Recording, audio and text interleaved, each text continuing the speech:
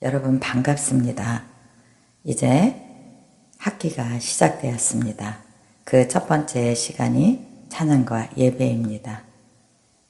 우리가 하나님의 언약 백성으로 하나님 안에서 거듭난 자로 하나님이 부르심을 받은 그런 자로서 우리가 하나님 앞에 어떻게 예배를 드려서 하나님이 말씀하시는 거룩한 제자가 될 것인지, 그 첫 번째가 바른 예배를 드리는 것입니다. 하나님 앞에. 예배는 사랑의 대상인 하나님을 사랑과 경외심을 가지고 드리는 것입니다. 나의 삶에 예배의 삶이 일어나야 우리 안에 하나님을 향한 영이 살아나게 됩니다. 그래서 하나님의 자녀가 예배를 드리며 자기 영을 살려가야 한다는 것입니다. 하나님은 모든 율법과 법을 만드신 것은 하나님의 자녀들이 거룩하게 살고 순종의 삶을 살아가게 하기 위해서 율법과 법을 주신 것입니다. 그래서 우리가 하나님을 올바르게 예배할 때 우리 안에 하나님이 심겨놓은 하나님을 향한 영이 살아나게 된다는 것입니다. 이제 보겠습니다. 찬양은 곡조 있는 기도입니다. 찬양은 내 안에 하나님의 사랑을 깊이 새겨가는 것입니다. 그분이 우리들의 모든 예배의 왕이시기 때문입니다. 예배는 그분을 향해서 나의 삶을 드리고 내 영과 혼과 육을 다해 예배를 드리는 것입니다. 나의 어느 한 부분을 빼어놓고 그분을 예배할 수는 없는 일입니다. 나의 온 마음과 몸을 들여 그분을 예배하는 것입니다. 여러분, 예배는 종교의식이 아닙니다. 예배는 하나님을 경외하며 하나님을 사랑함으로 드려지는 것입니다. 우리의 인간은 모두 죄인입니다. 우리가 죄인임에도 하나님이 우리의 예배를 받으시는 것은 우리가 그분의 자녀된 자격을 갖고 있기 때문입니다. 또한 예배는 두려움의 제사가 아닙니다. 예배는 경외심과 친밀함, 나의 주권자, 신실하신 분, 나의 사랑의 대상을 향해서 예배하는 것입니다. 하나님은 우리의 사랑의 대상이십니다. 또한 우리도 하나님의 사랑의 대상입니다. 우리는 그분의 신부이고 그분이 사랑의 대상이기 때문입니다. 주님을 예배하는 것이 모든 인간의 기쁨이고 삶 그 자체가 되어야 합니다. 주님 우리에게 말씀하셨습니다. 항상 기뻐하라. 항상 기도하라. 범사에 감사하라. 이것이 우리의 삶에 전체적으로 드리는 예배입니다. 항상 기뻐하고 범사에 감사하고 항상 기도하는 것, 이것이 온 삶을 들여서 주님을 예배하는 것입니다. 예배는 하나님과 그 백성이 만나는 일인 것입니다. 성경의 모든 말씀이 하나님과 우리들의 이야기로 쓰여져 있습니다. 성경의 모든 이야기는 하나님과 하나님의 백성의 스토리가 담겨져 있는 것입니다. 구약은 광야에서 하나님의 백성과 하나님의 어떻게 하신 일들이 기록되어 있는 것입니다. 하나님 앞에 하나님의 백성들이 12지파가 그 지성소를 짓고 회막 안에 거하신 하나님을 만난 그 모든 사건들인 것입니다. 우리 인생의 광야 때에도 하나님은 우리와 함께 하고 싶어 하십니다. 이스라엘 백성이 광야에 있을 때 하나님은 그들과 함께 하기 원하셔서 회막을 지으셨습니다. 하나님은 하나님의 백성이 하나님을 알지 못해서 세상에 멸망하는 자처럼 살아가지 않기를 간절히 원하십니다. 예배 가운데 하나님의 백성이 있어야 그 영이 살아나고 그 안에 하나님의 생명이 살아나고 그 영이 하나님의 법으로 가득해야 하나님의 말씀이 그 안에 들어갈 수 있기 때문입니다. 하나님을 예배할 수 있음에 우리는 감사해야 합니다. 메마른 영혼을 주님 앞에 드리지 말고 내 안에 하나님의 영으로 가득 찬 예배를 드릴 때 하나님의 영이 우리의 모든 곳에서 살아날 수 있고 우리의 모든 삶에서 살아날 수 있다는 것입니다.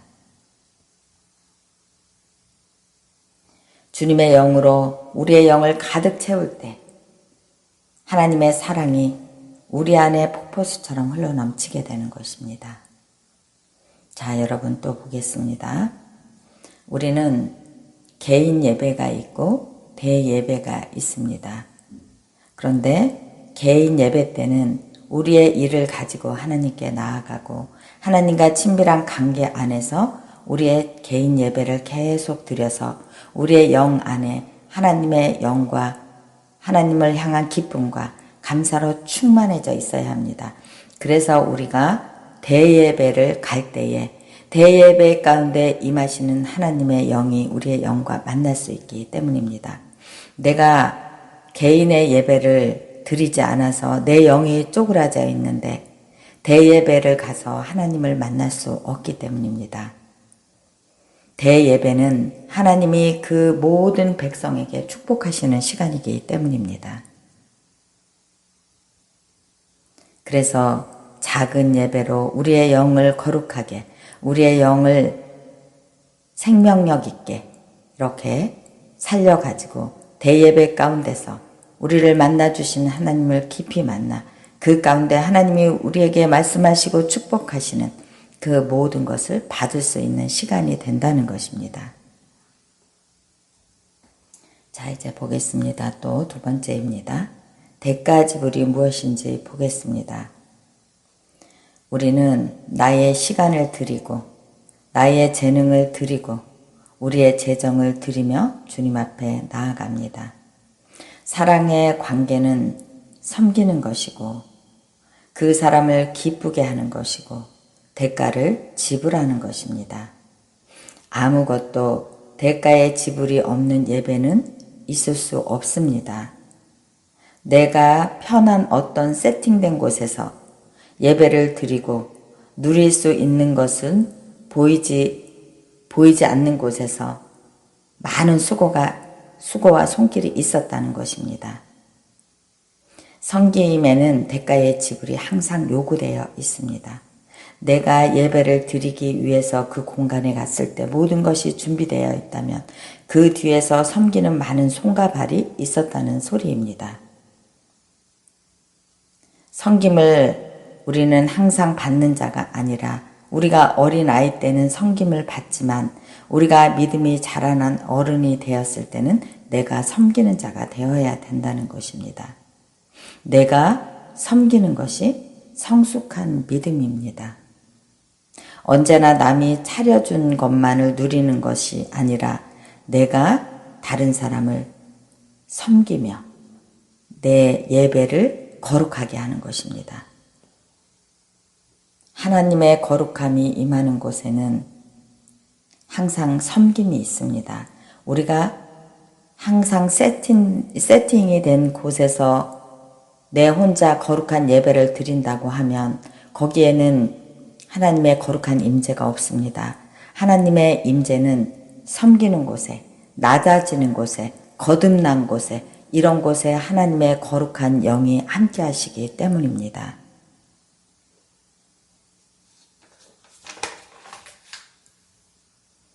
이제 세 번째 시간을 보겠습니다. 하나님은 최고의 가치를 지닌 존재이십니다. 그러면 하나님의 백성은 자신의 최고의 가치를 어떻게 드려야 되는지 보겠습니다. 하나님의 언약 백성의 최고의 가치는 하나님입니다.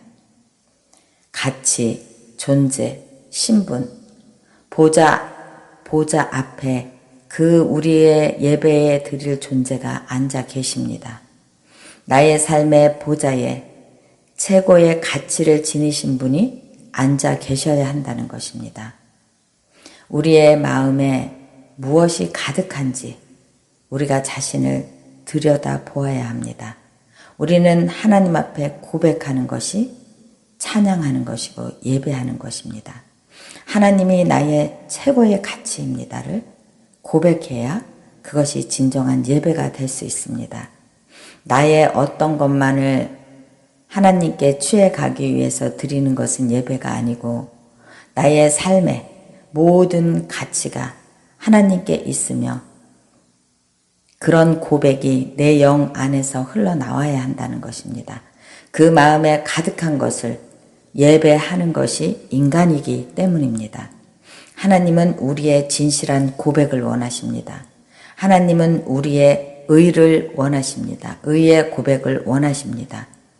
그래서 우리가 예배를 많은 시간을 드렸다 할지라도 내 마음에 진실한 고백이 없으면 그것은 가치 있는 예배라고 할 수 없는 것입니다. 이제 첫 번째 존재에 대해서 보았습니다. 두 번째 존재 가치에 대해서 보았습니다. 첫 번째, 두 번째 존재에 대해서 보겠습니다. 존재란 무엇입니까? 그 마음에 가득한 것을 하나님으로 대체하여야 한다는 것입니다. 내 마음에 가득한 어떤 것을 허무한 것, 가치 없는 것, 이런 것을 모두 버리고 내 존재 안에 하나님의 거룩한 존재를 가지고 와야 한다는 것입니다. 우리는 하나님을 예배하기 위하여 창조된 존재들입니다. 그런데 이 세상에 살고 있으면서 이 세상 존재가 내 안에 가득히 담겨져 있습니다. 그런데 그 존재를 바꾸지 않고 하나님을 예배하게 되면 우리가 영과 진리로 주님을 예배할 수 없기 때문에 내 안에 진실된 존재를 가지고 하나님을 예배해야 된다는 것입니다. 우리는 예배하기 위해서 창조된 존재이고 무엇을 향해서 우리의 최고의 존재를 두고 있는지 자신을 돌아보아야 합니다. 그래서 우리가 이것을 나눌 수도 있고 우리 지체들과 함께 나눌 수도 있고 또한 내 안에서 하나님께 믿음의 고백을 하며 이 존재를 바꿔갈 수 있습니다. 이제 3번 신분입니다. 예배는 기쁨이고 즐거움이고 향기로운 것이고 아름다운 것입니다. 주님은 우리에게 영과 진리로 예배하라는 말씀이 이것입니다. 너는 하나님의 존귀한 자다. 너는 하나님의 언약의 백성이다. 내가 너를 불렀다고 주님이 말씀하셨습니다. 그래서 하나님의 자녀의 예배는 기쁨이고 즐거움이고 향기로운 것이고 아름다운 것인 것입니다. 영과 진리로 예배를 드리는 것이 아름다운 향기이고 나의 모든 가치와 존재를 들여서 하나님을 예배하는 것이 나의 신분의 존재인 것입니다. 나의 온 마음과 인격을 다해서 하나님이 내 앞에 계신 것 같이 예배하는 것입니다. 표현하지 않는 사랑은 사랑이 아닙니다. 하나님을 사랑하는 자는 하나님께 사랑의 표현을 하게 되어 있습니다. 그것이 예배라는 것입니다. 사랑이 흘러 넘쳐서 보여질 수밖에 없는 것이 사랑인 것입니다. 이렇게 하나님은 하나님의 자녀들이 항상 기뻐하라, 쉬지 말고 기도하라, 범사에 감사하라, 이런 말씀으로 우리를 삶을 살아가라고 말씀하고 있습니다. 또한 하나님의 자녀가 어떻게 예배해야 되는지, 자기의 최고의 가치를 들여서 믿음을 고백하고 자기의 존재를 들여서 믿음을 고백하고 자기의 신분을 들여서 아름답고 기쁘고 향기로운 예배를 드리라고 말씀하고 있는 것입니다. 이것이 영과 진리로 주님을 예배하는 것입니다. 그러기 위해서는 내 존재 자체가 예배자가 되기 위해서 바뀌어야 한다는 것입니다.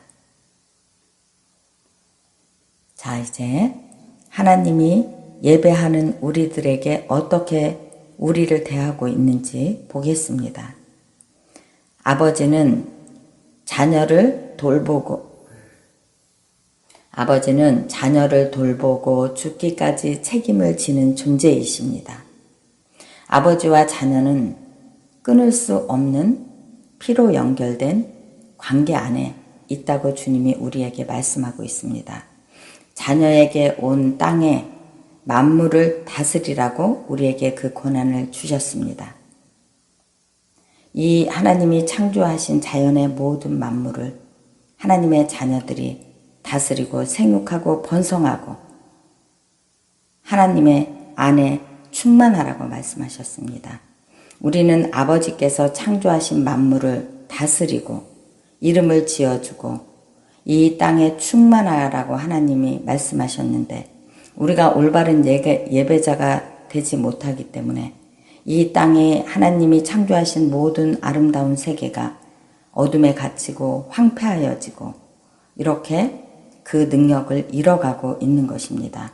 그래서 하나님의 자녀들은 하나님 안에서 진정한 예배자가 되라고 주님이 말씀하고 있습니다. 하나님은 우리를 어떤 상황에서도 죽기까지 책임지기 원하시는 분이십니다. 하나님의 자녀는 아버지의 유업을 받은 자들입니다.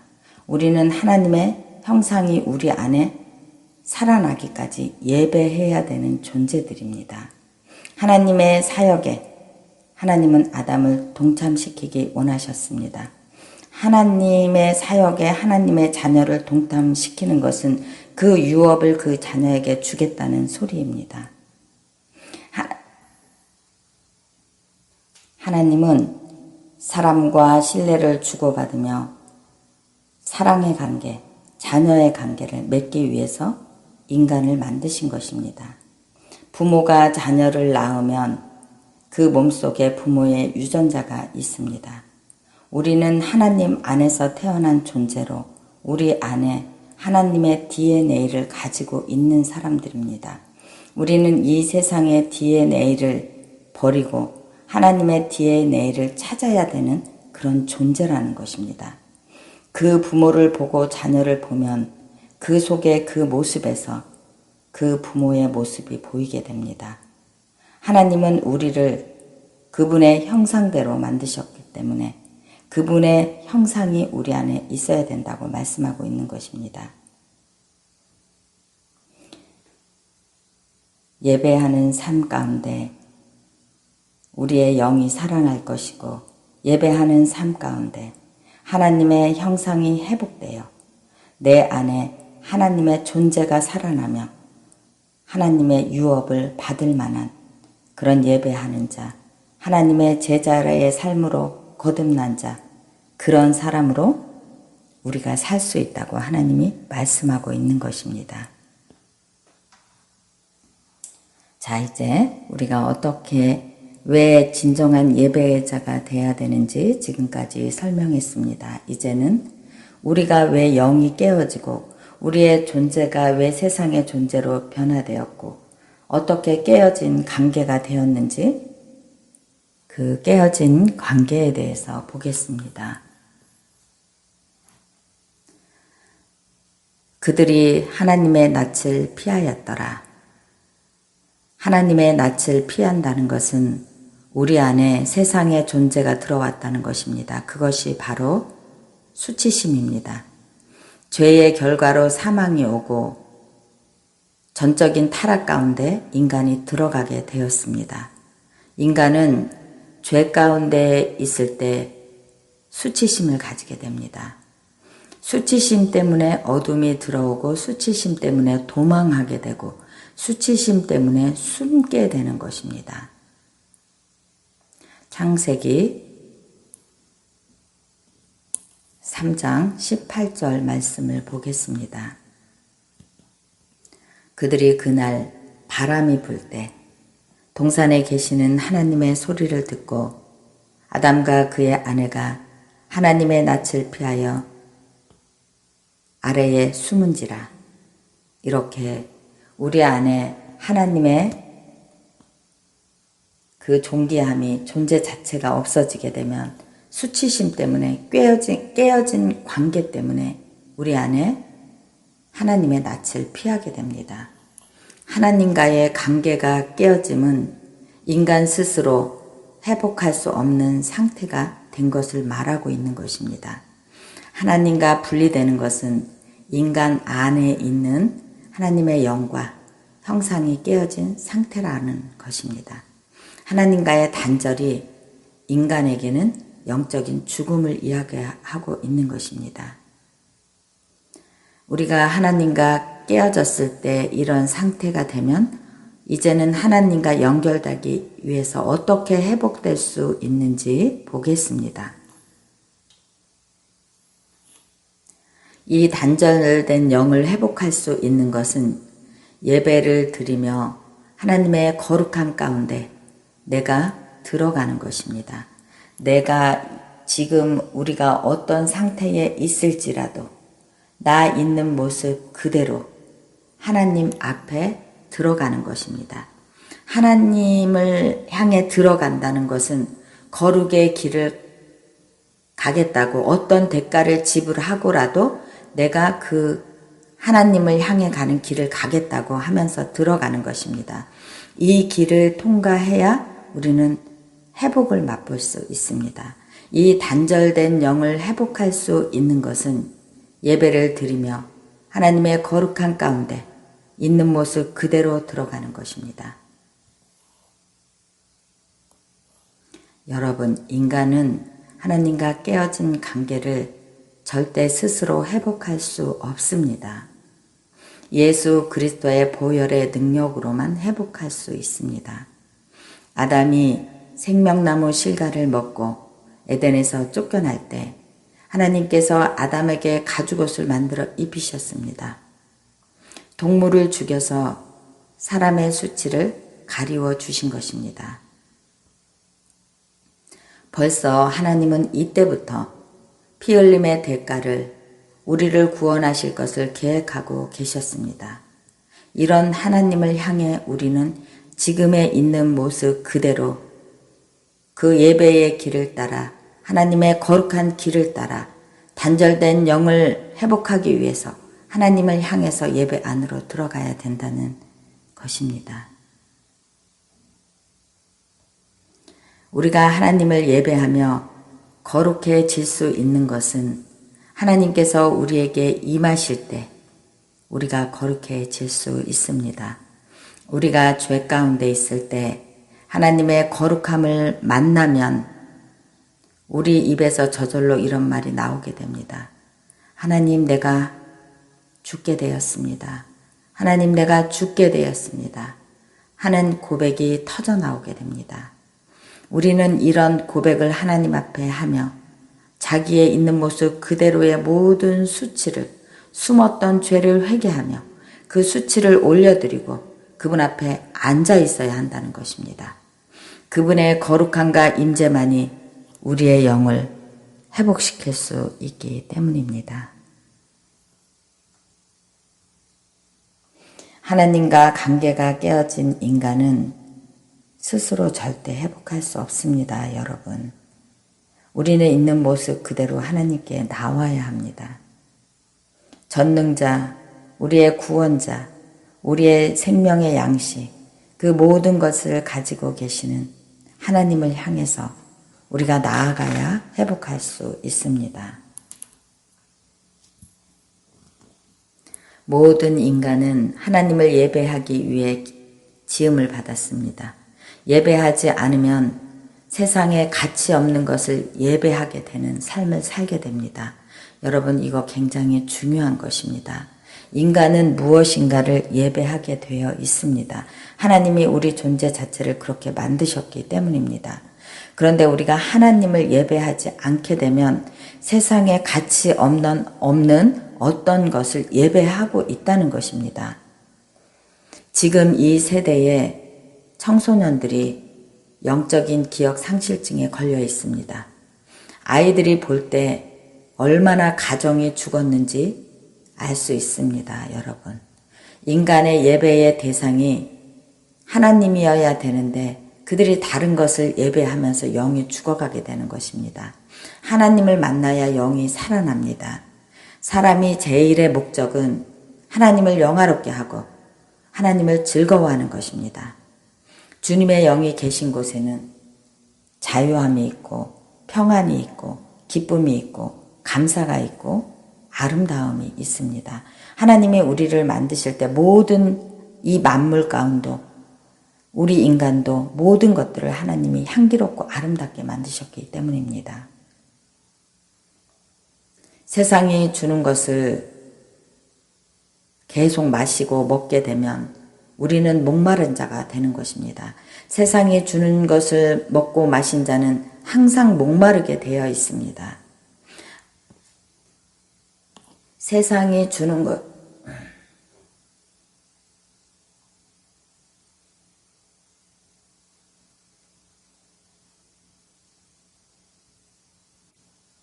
여러분, 세상이 주는 것은 항상 목이 마른 것입니다.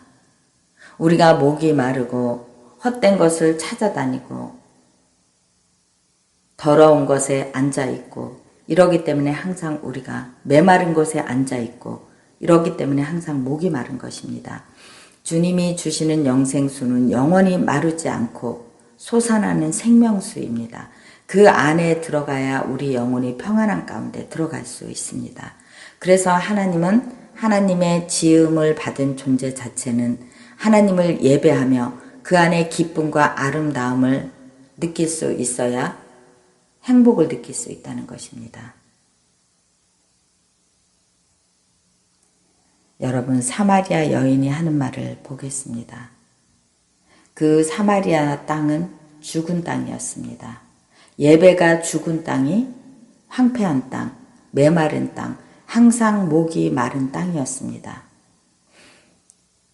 하나님은 그 예배가 죽은 땅, 예수 그리스도는 그 예배가 죽은 땅을 향해 나가셨습니다.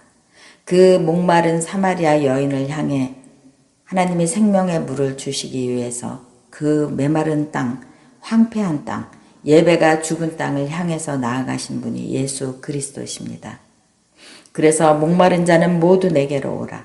내 생수를 마시는 자는 그 생명 안에 생수의 강이 넘쳐 흐를 것이라고 주님이 말씀하셨습니다. 하나님은 사마리아 땅도 회복된 성전이 되기를 원하셨습니다.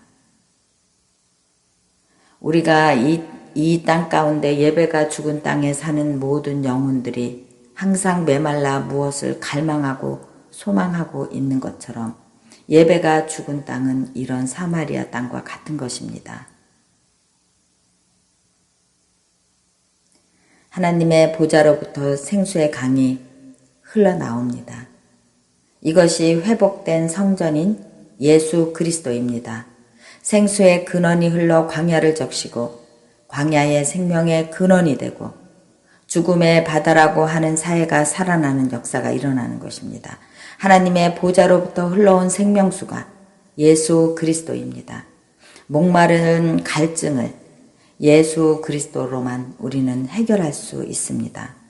하나님을 향한 갈증을 예배로 살릴 수 있습니다. 스룹바벨 성전에 언약궤가 없습니다. 그런데 어떻게 예배할까요? 우리는 예수 그리스도가 오심으로 새 언약을 받은 자들입니다. 예수 그리스도가 오시면서 우리는 새 언약 가운데, 언약은 마음에 새기는 것입니다. 은혜의 보좌 앞에 담대히 나아가는 것입니다.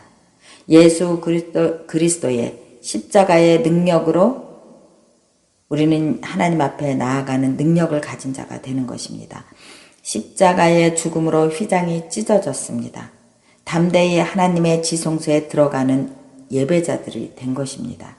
예수 그리스도의 보혈의 능력으로 새 언약을 받아 우리는 하나님 앞에 담대히 나아가는 예배자들이 되었다는 것입니다. 새로운 언약의 주인 되신 예수 그리스도를 바라보며 우리는 예배하는 자가 되어야 한다는 것입니다. 여러분, 이제 옛 언약과 새 언약이 어떤 것인지 보겠습니다. 옛 언약입니다.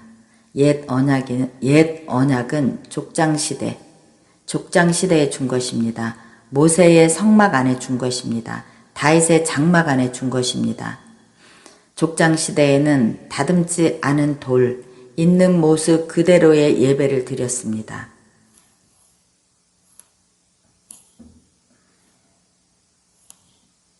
모세의 성막 시대에는 모든 예배의 방법을 하나님께서 말씀해 주셨습니다.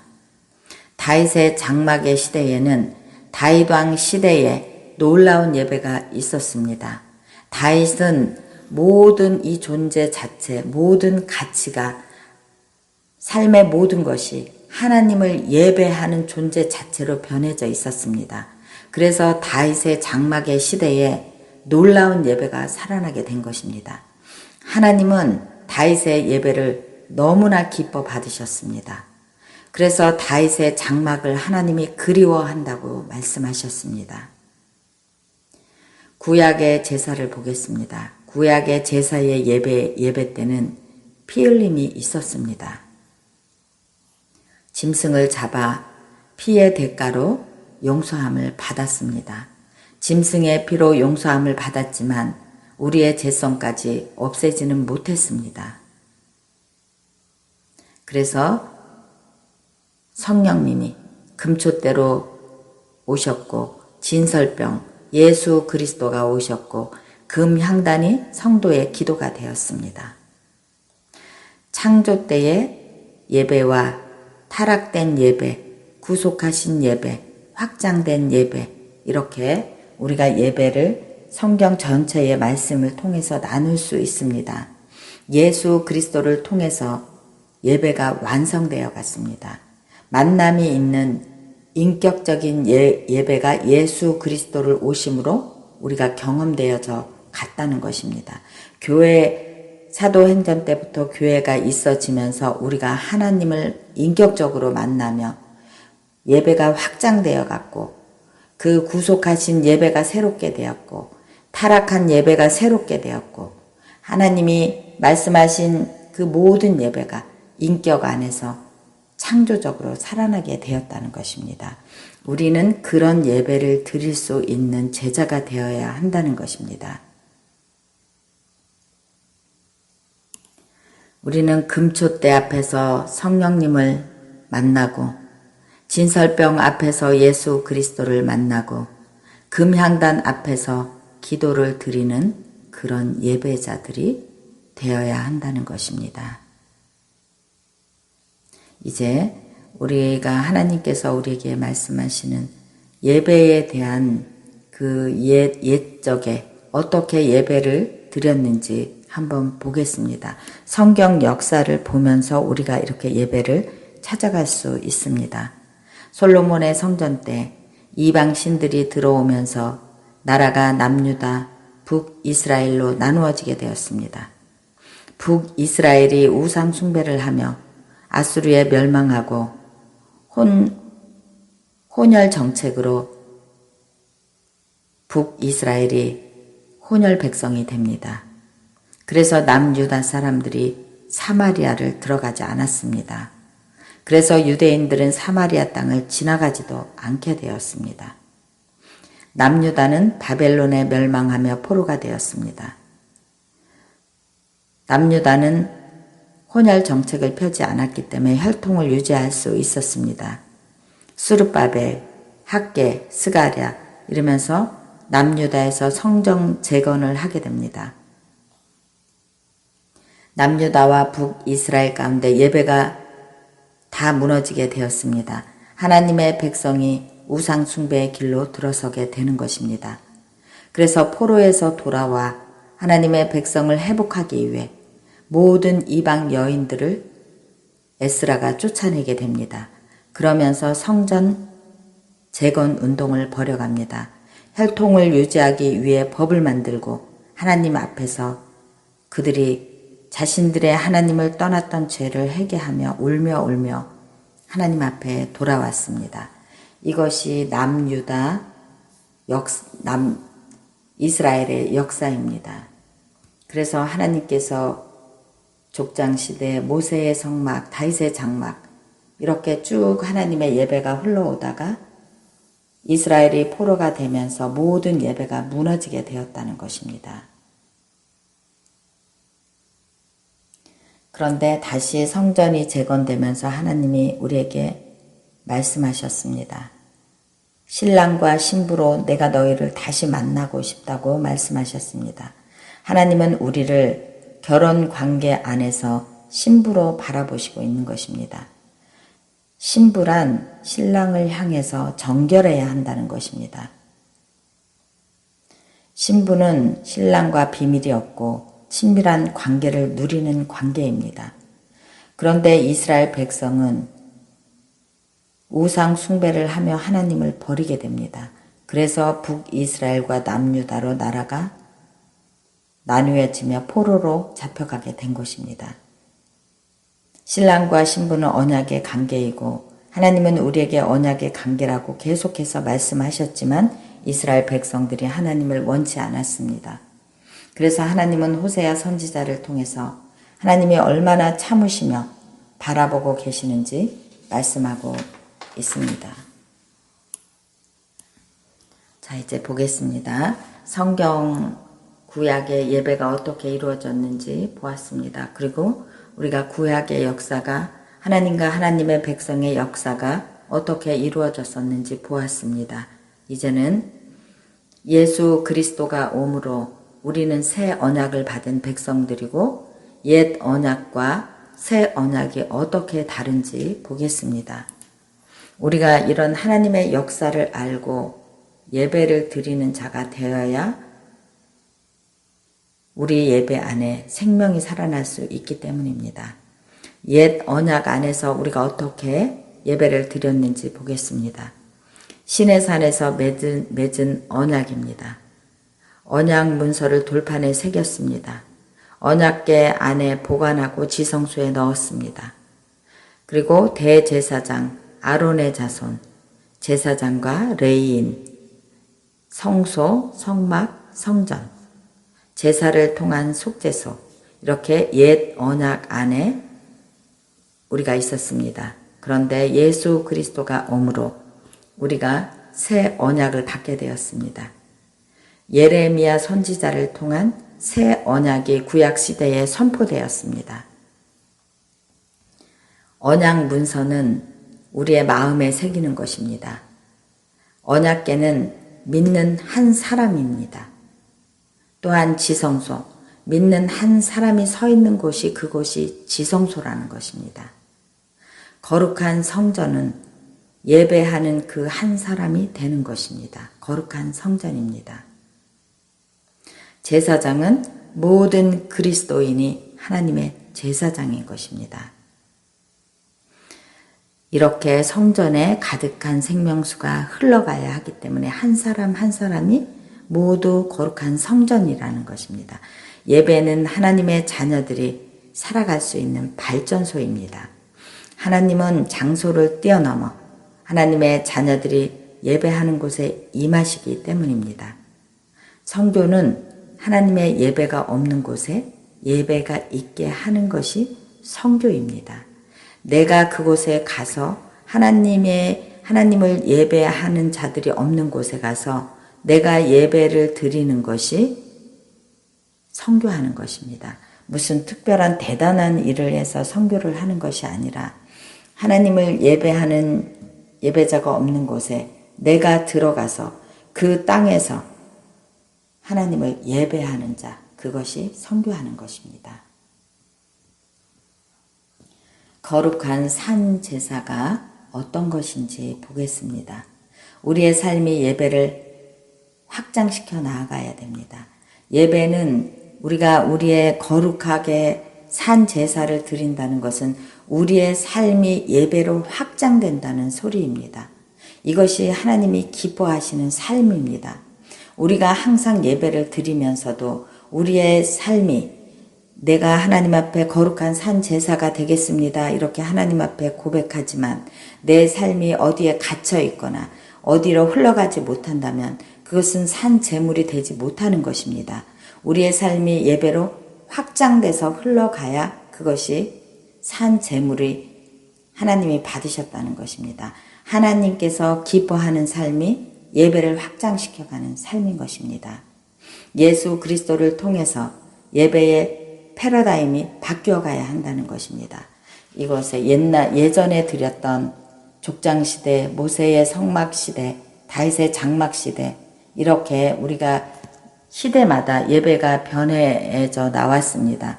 그런데 예수 그리스도가 오고 나서 확장되는 예배를 우리가 드리게 되었다는 것입니다.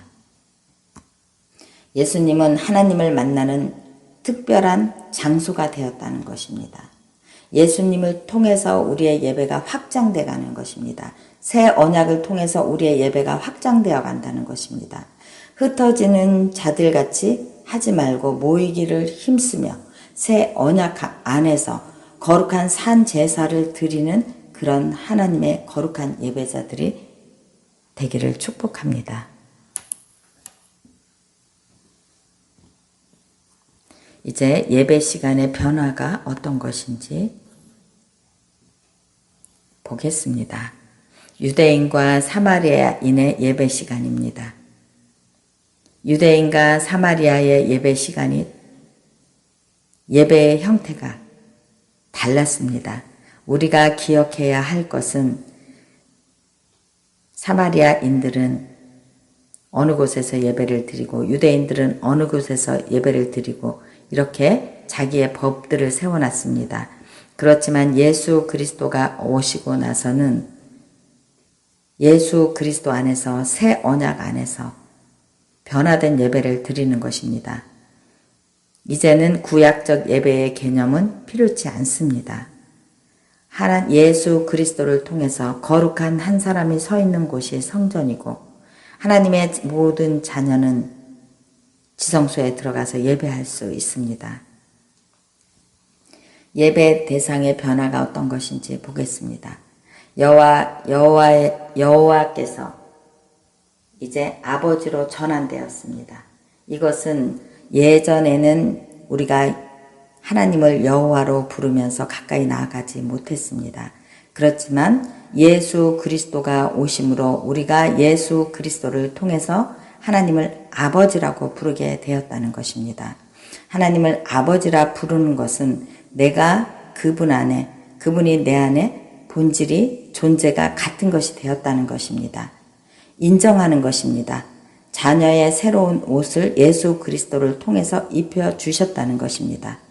아버지가 되신 하나님, 예수님을 통해 용납하신 하나님, 우리를 긍휼히 여기시는 아버지, 절대 자녀를 버리지 않으시는 아버지가 되신 것입니다.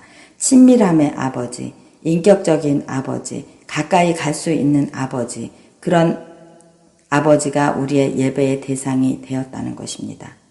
하나님 앞에 나가서 예배하고 사역하신 예수 그리스도, 사역은 아버지와의 관계에서 오는 것입니다.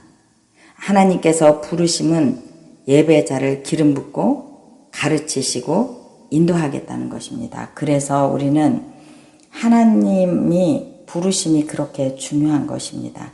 내가 아무것도 못하고 아무것도 없는 존재이고 그렇지만 하나님이 나를 부르셨다면 부르심 안에는 기름 부음을 주겠다는 것입니다.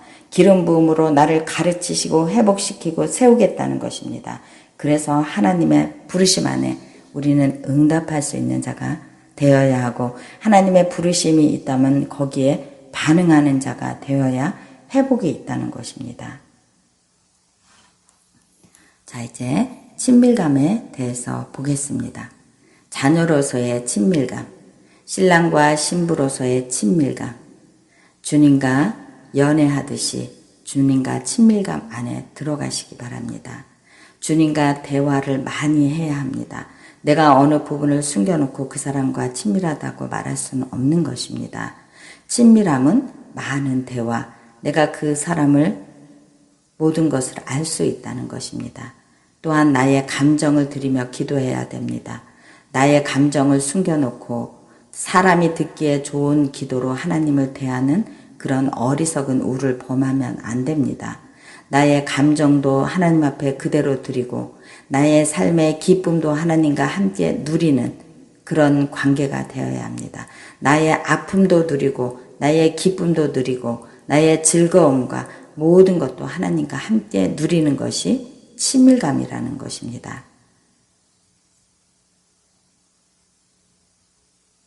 이렇게 하나님과 친밀감 안에 들어가며 하나님을 알게 되면 우리는 우리 존재 자체가 하나님의 DNA를 가지고 있기 때문에 세상이 우리에게 부어놓은 나쁜 존재들은 없어지고 우리는 하나님과 친밀함 안에 들어간 존재가 되기 때문에 하나님이 내 안에, 내가 하나님 안에 이렇게 하면서 거룩해지고 순결해지고 하나님의 영으로 살아나게 되는 것입니다. 또한 하나님은 이 친밀감 안에서 우리를 하나님의 기업을 이을 자라고 말씀하십니다. 또한 하나님의 유업을 이어갈 자라고 부르십니다. 이것이 하나님의 백성의 삶인 것입니다. 이것이 하나님과 친밀감 안에 있으며 하나님의 기업을 이을 자가 되고 하나님의 유업을 이어갈 자가 되는 것입니다. 이제 영과 진리가 무엇인지 보겠습니다. 하나님은 영과 진리로 예배하라고 하셨기 때문에 우리가 영과 진리로 주님을 예배해야 하는 것입니다. 성령의 인도하심을 따라 영으로, 감정으로, 하늘나라의 그 신비스러움으로 균형 있게 의지를 가지고 결정을 해서 하나님을 예배한다는 것입니다. 이렇게 우리가 영으로 하나님을 예배할 때 그 영으로 드리는 찬양을 통해서 성령의 임재가 우리의 영과 만나게 되는 것입니다. 성령의 임재를 만나며 경험하는 예배는 그 개인 한 사람 한 사람이 모두 다르기 때문에 그 가운데 임하는 영으로 내가 회복되고 살아나는 것입니다. 영은 하나님을 만나는 것이기 때문입니다. 이 찬양을 올려드릴 때 하나님과 성령의 임재로 내 영이 만나게 될 때 우리 안에 오랜 죄성이 떠나가게 되고 우리 안에 오래 가졌던 기도의 제목들이 이루어지는 역사가 일어나게 되는 것입니다. 진리는 무엇인지 보겠습니다. 성경에서 제시하고 성경에서 말씀하는 것이 진리입니다.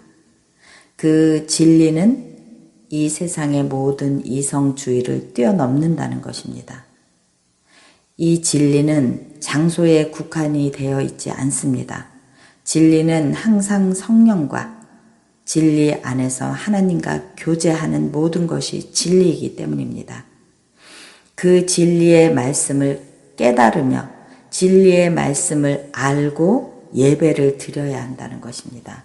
내가 내 안에 하나님의 의와 진리가 없으면서 막무가내로 예배를 무언가를 찬양한다고 예배를 드리게 된다면 그것은 잘못된 영을 가지고 올 수도 있기 때문에 우리는 하나님의 진리 안에서 거룩함 안에서 뛰놀며 예배 드리는 자가 되어야 한다는 것입니다.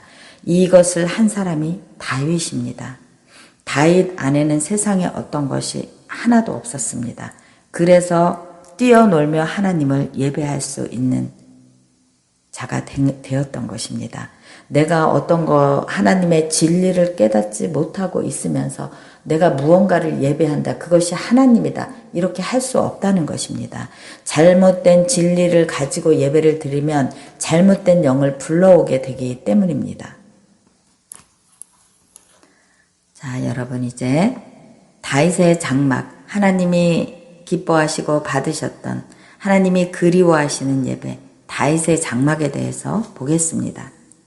다윗이 양을 칠 때부터 다윗은 예배자였습니다. 그 골짜기에서 아무 형제도 아버지도 찾지 않는 그 골짜기에서 양을 칠 때부터 다윗은 진정한 예배가 무엇인지 알고 있었습니다. 그래서 하나님과 다윗과 둘만이 만나서 드리는 예배를 다윗은 매일 드렸던 것입니다. 양을 칠 때부터 예배가 시작된 진정한 예배자가 다윗입니다. 하나님은 다윗의 장막을 추억하셨습니다. 다윗의 예배를 추억하셨습니다. 우리가 힘들고 어려운 일이 있을 때 다윗의 예배함을 회복하여 하나님께 나아가야 하는 것입니다. 우리 안에 감추어 놓고 우리 안에 단단히 우리를 가두고 있는 그 모든 거짓된 껍질을 깨어버리고 그 틀을 부수고 주님 앞에 자유함 속에 반응하며 나아가야 다윗의 예배를 드릴 수 있습니다. 내가 나의 삶을 나누고 나에게 임하셨던 하나님을 사랑하고 찬양하는 것입니다. 내 삶에 추억했던 하나님을 항상 선포하고 자랑하는 것입니다. 다윗은 그 다윗의 삶에, 다윗의 인생에, 다윗의 모든 삶의 스토리에 하나님이 녹아 있었습니다. 하나님은 다윗은 그 하나님과 있었던 스토리를 가지고 와서 하나님이 그때 저에게 이렇게 하셨죠. 하나님은 나에게 어떤 존재이십니다. 하나님은 나와 삶을 같이 했기 때문에 그 감사와 기쁨과 즐거움을 하나님과 추억하며 선포하며 고백하며 하나님을 예배했던 사람이 다윗입니다. 하나님은 그런 예배를 받으신다는 것입니다.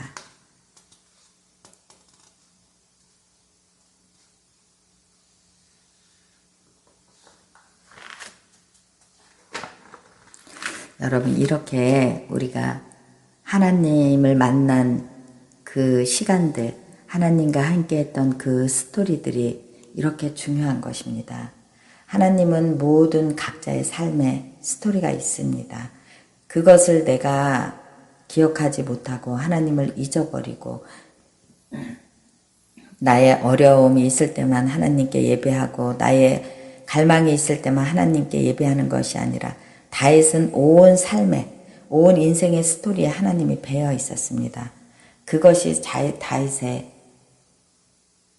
예배인 것입니다. 우리가 그렇게 하나님을, 내 삶에 임했던 하나님을 자랑하며 하나님을 선포하며 하나님을 고백하며 하나님을 예배하는 것입니다. 하나님이 신명기에서 계속 말씀하시는 것이 있습니다. 내가 이스라엘 백성에게 행했던 일들을 잃어버리지 말라고, 그리고 너희 자손들에게 내가 행했던 일들을 모두 기억해서 다 물려주고 그들이 대대로 하나님을 섬기며 나의 백성이 되라고 하나님이 신명기에서 계속 말씀하고 있는 것입니다. 우리는 그런 하나님의 백성으로서 하나님의 가치를 가지고 하나님의 존재를 가지고 하나님을 경외하며 예배하는 그런 예배자들이 되어야 할 것입니다. 여러분, 그런 예배자들이 되기를 축복하며 기도하겠습니다. 하나님, 그렇습니다. 새 언약을 예수 그리스도를 통해서 예배의 길을 여신 주님의 이름을 찬양합니다. 우리가 정말 주님을 진정으로 알고 영과 진리를 알고 주님을 예배하는 그런 자들이 되게 하여 주시옵소서. 주님이 원하시는 다윗의 예배를 드리는 그런 하나님의 제자들, 하나님의 자녀들, 그런 자들이 되게 하여 주시옵소서. 오늘의 모든 것을 가르쳐 주신 주님의 이름을 찬양하며 예수님의 이름 받들어 기도드렸습니다. 아멘.